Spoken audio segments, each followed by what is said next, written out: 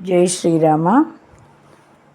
వాంఛతో బలిచక్రవర్తి దగ్గర చేరి భిక్షమెత్తితివేళ బిడియపడక, ఎడవిలో శబరి తీయని ఫలాలందియ జేతులొగ్గితివేళ సిగ్గుపడక, వేడ్కతో వేవేగ విదురునింటికి నేగి విందుగొంటివదేమి వెలితిపడక, నటుకులల్పము కుచేలుడడిగించుక చేర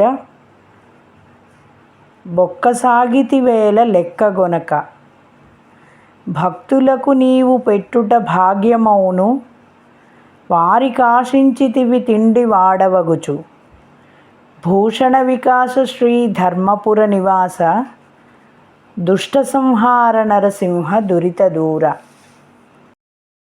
భావము: ఓ స్వామి నరసింహ, బలిచక్రవర్తి వద్దకు వెళ్ళి మొహమాట పడక అతడిని 3 అడుగుల నేల అడిగినావు.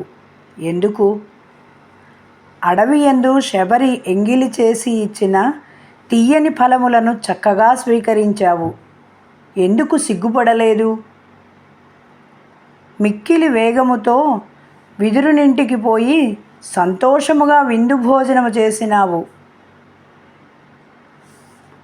కుచేలుడు ఇచ్చిన కొంచెము అటుకులు అయినా ఎంతో ప్రీతితో ఆరగించినావు. నిన్ను సేవించు భక్తులకు నీవు పెట్టవలనే గాని వారి వద్ద నుండి తిండిపోతువలే స్వీకరించుట ఏమి న్యాయము? భూషణ వికాస శ్రీ ధర్మపుర నివాస దుష్ట సంహార నరసింహ దురిత దూర. జై శ్రీరామ.